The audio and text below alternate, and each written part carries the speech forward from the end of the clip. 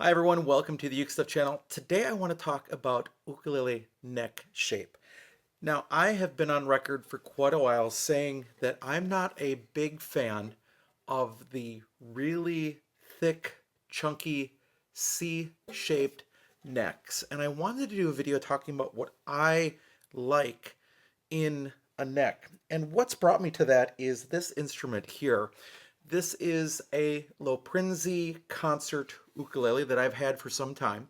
This has been reviewed somewhat recently on my channel, and I think I'm in the process of selling this one, not because I don't like it, but for two reasons. First of all, it is a more quiet ukulele, nothing wrong with that. It's a beautiful tone, it's just more quiet. But secondly, I just don't play it. I love it, but I just don't play it. I have so many other instruments, which you're going to see in this video, just a few of them, that are yet another step above this one, maybe in terms of tone quality, but definitely not in terms of neck. And what I've been thinking about is that this instrument's neck, Donna Loprinzi's design here, and this neck is almost ideal, and it's right up there with some others. So I wanted to show you some more higher end instruments, not the highest end, because you still have like the more beta ukuleles, you still have like the Petros ukuleles that go above and beyond what you're going to see here today that I don't own or don't have access to.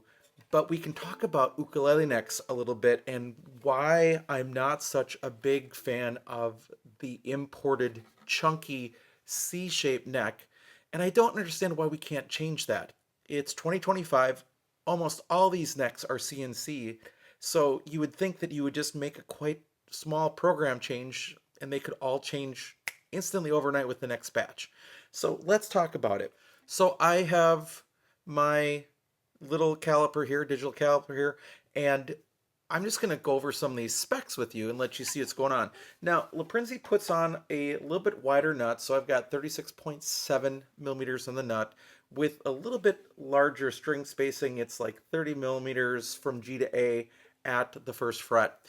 But what really becomes clear is how thin this is. So what I do for depth of the neck is I measure at the third fret. It just gives me a common measuring point, and I see how far it is from the top of the strings to the bottom of the neck, and that's 19.4 millimeters when I'm measuring right now, 19.4. And this is a wonderful, flat, D-shaped neck. And the setup on this instrument is spot on for what you want, and it is a joy to play, which is why it is hard for me to consider selling this one.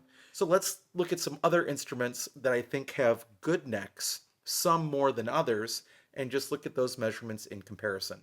Let's start off with this one. This is the instrument I showed you at the beginning. This is actually a Kasha model that I've had for some time. It's coming up in a review, but its nut width is your standard 35 millimeter, 34.9, and then the depth of the neck at the third fret is 22.5 millimeters. So quite a bit more chunky and round, and I don't like that. It isn't as nice to play. So that's the Kasha here. Let's look at some others. Here is one of my favorite brands. This is the Koaloha Opio. This is their older Sapele model, but the new Opios still have this same design. So the width of the nut is 36.3 millimeters, which is a little deceiving because Koaloha has tighter string spacing.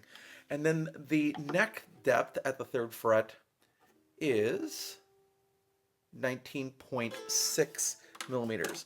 Now, Koalohas don't have as much of a D shape as a shallow C shape, so it is still rounded. I don't think Koalohas have the best feeling neck. I don't think they're bad.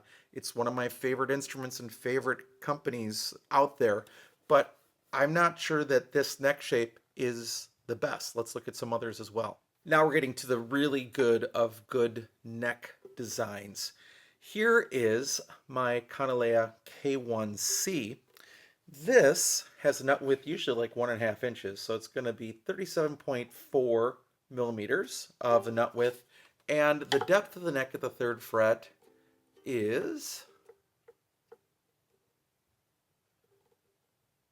20.2, interestingly. So it is a little thicker, and you can see that it tapers down at the 3rd fret than you would probably expect.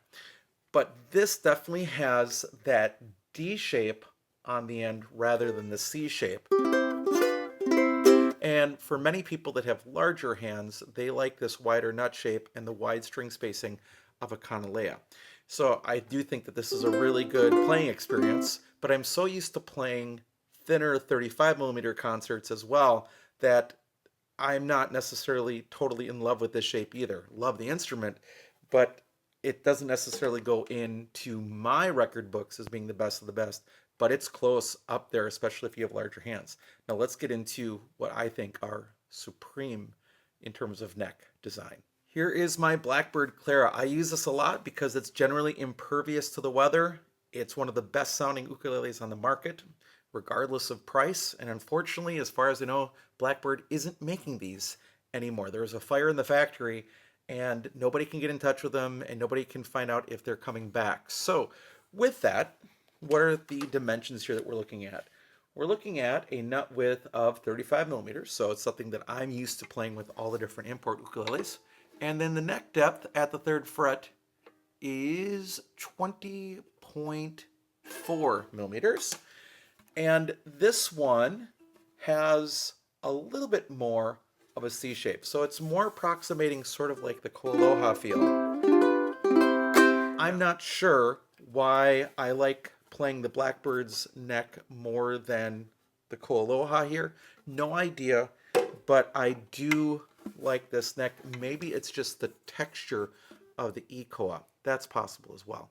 All right, let's go to a couple more. Now this is a more recent addition to my collection, which is also part of the reason why I'm selling off some of my instruments, but this is my new to me Kamaka HF2 DC. So it's a cedar top. Cedar is my favorite tone wood of all time, with, you know, the koa back and sides from 2013, and you have the sail headstock and just a gorgeous tone. Now, what does Kamaka do here? Well, let's see. The nut width is 35.2mm, so, you know, very close to what we see all the time. And the depth of the neck at the 3rd fret is 18.8mm, so it's thin and it is more D-shaped than C-shaped. So love it. It just fits so well. All right, with that Kamaka, let's take a look at another option. This is my Martin Model 2 instrument. An amazing sounding instrument as well, but also a super thin neck. So the nut is 35.8mm, so almost 36mm, and the depth of the neck at the 3rd fret is 18.0mm, so it's super thin and it feels so good to play as well.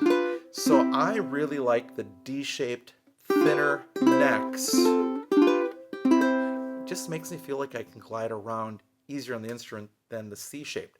One final instrument for you, which many people think is the best ergonomically designed neck on the planet.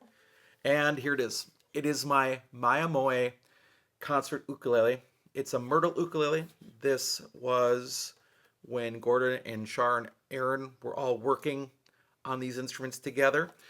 Aaron, in an interview, told me that he actually has an instrument made out of the same myrtle that this one is made out of. Now, I'm going to be honest here. I don't love the sound of this instrument. It doesn't have the warmth of many of the others that I love, such as that Kamaka or as the Martin that you just saw, or the Blackbird. So it feels sort of caught. Now, there's a lot of things that I do love about it, though, which is why I keep it. The first is that when I got into ukulele, Myamoa was clearly out there considered like the finest playing ukulele. And I think that still is true. Myamoa has now switched ownership and is being made in Illinois. So with that, what I wanted to talk about was this neck shape as well. So here we go. 35.5mm nut. Depth of the neck at the 3rd fret is 19.7, a little taller than I thought. But what Myamoa has is a very almost like squarish D neck, which feels really good. Now, if you look at this shape and you look at a polycarbonate ukulele or polycarbonate and carbon fiber outdoor ukulele has modeled its soprano and tenor models off of these Myamoa measurements, including the shape of the neck. And I think it's wonderful. So like I've said for a long time, the outdoor ukulele is one of the nicest necks to play with. And that's because, you know, you've got the Myamoa neck and the outdoor ukulele necks that are pretty much the same. Unfortunately, again, outdoor does not make a concert. So where does this Laprinzi rank in there? It's up there. I would say it's on par with the Kamaka neck. It's not as thin as the Martin neck, and it's right on par with the Myamoa. And that's excellent because, again, you've got a custom built ukulele. Now, the real benefit with the Laprinzi is that they are probably the most affordable luthier built instruments that I know of. I think this instrument would be valued at $725 if you ordered it today. Whereas if you get into Myamoa, you're looking at $1,500. I think that's fantastic. A very affordable luthier built versus the Myamoa neck, which is worth it as well, but at a much more affordable cost with most of the playability of the Myamoa. Now, what about C-shaped necked instruments? Do I still play them? Sure, absolutely. But I definitely have a preference towards the thinner D-shaped neck. And that's what I would like to see more people offer on their instruments from all the name brands out there. All right, I hope that this discussion on the neck styles that I like has been helpful. Thanks so much for joining me for this video. I hope you're having a great day, and I'll be back soon with some more uke stuff for you.